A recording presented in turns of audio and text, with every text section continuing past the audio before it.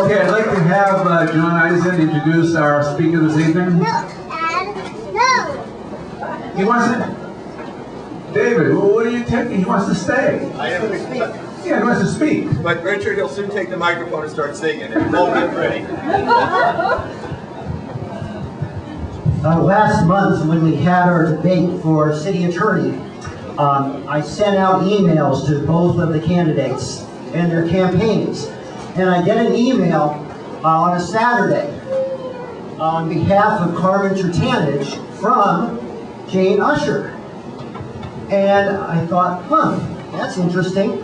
And the idea occurred to me, well, Jane Usher, I know, was involved as an insider in city politics, and for many years.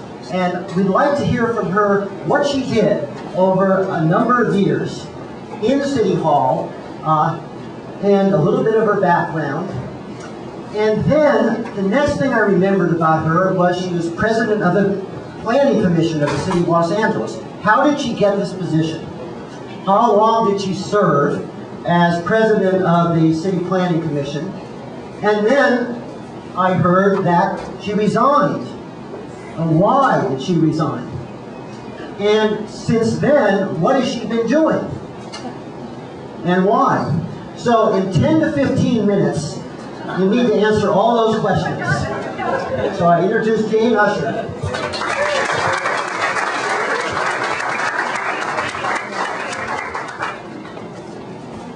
My. We need to have the abbreviated version, but we'll start in 1980 when I moved here as a young lawyer and joined the very politically connected law firm, you know them, Matt Phelps, at that time Rothenberg and Tunney, as a land use lawyer. And here we are. Oh my gosh, you guys. It's 30 years later. Here we are. Okay. Relevant to this and irrelevant to this. I spent time at Matt Phelps. I went to become the #2 lawyer at the LA Olympic Organizing Committee. I'm sure you were there. I'm sure you were volunteers, leaders, attachés, etc. I then went to work for Tom Bradley, and I became counsel to the mayor. And it was not a trial by fire. It was a slow build love affair. If you ever had the privilege to really know Tom Bradley, he was a man of incredible integrity. The shoulders were broad, and the ability to carry the load immense. I learned so much there. I had worked for great people in the past, but Tom Bradley, he's a hero. And in those days, I happened to meet a young whippersnapper named Antonio VILLARAIGOSA, and the context was this. I sat for Tom Bradley at the then LACTC. You remember it, the precursor to the MTA.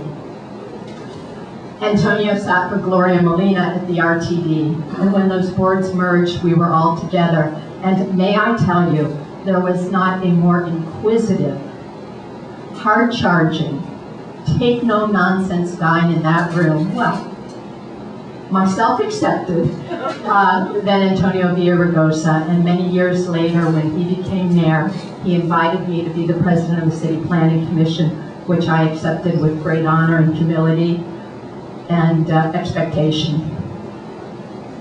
I served in that role for 3 years, and I will tell you, I think I had a great run, but the great run lasted maybe 18 months, and many of you were present for it. We wrote a manifesto. I got calls from around the country that our manifesto, the City Planning Commission's manifesto, was plastered on the planning walls, Minnesota, Houston, New Orleans. In other words, we were ready to burn up the old trail, which was so laissez-faire and casual about how we built our great city. And we were ready to join the nationwide and, in fact, international conversation about how to be smart about growth and planning. And it's not a conversation restricted to Los Angeles, though I do believe we occupy a unique place in the firmament of cities and planning. So 18 months we were gangbusters and great guns, and then may I simply say, hindsight being perfect, maybe those 18 months weren't everything that I imagined them to be. Maybe I was projecting, maybe it was a bit of wishful thinking, but at the end of 3 years, it was mostly my conclusion that we were doing business as usual, and we were not advancing your agenda and your mission, and we were not protecting you in your neighborhoods. I hail from Greater Wilshire. You call it Hancock Park. I call it Windsor Square. I'm on the board there. I know, here, at the end of the rhetoric, my belief is that our residential neighborhoods are the backbone, strength, diversity, and force to be reckoned with in this city. It is what makes us great. And if we do not take care of that fundamental asset, we have terribly missed the boat. So here we go. Let's talk about what happened during those 3 years. This is hopefully Richard, Matt, hopefully I'm telling you something that's historical.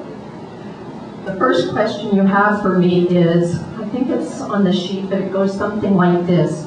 Who controls City Hall? Yesterday I would have told you the political machine controls, owns, has bought, and paid for City Hall. And today, I'm just as optimistic and as hopeful as I can possibly be. Today, my answer is, you own, control, have bought, and paid for your City Hall. And that's the news. That is the news. We have to be terribly honest with each other, or we're not going to make the progress that we hope to make. We have to trust one another. So here's what I need you to process. And as people all around the city know, I make myself available free of charge. I will come to your planning group. I will come to whatever it is. I'll give a tutorial.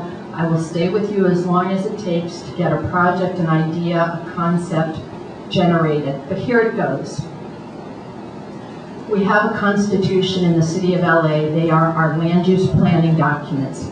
You wrote them. You were in the rooms when they were created. They take the form of general plans, specific plans, design review boards, zoning.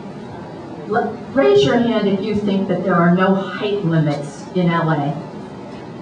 Well, the only limit is how much you can donate. Okay, good answer.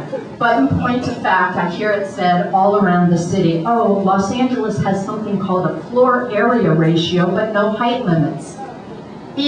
Wrong answer. Our floor area ratio, which is a complex formula, is our height limit. That is our height limit. But where am I going with this?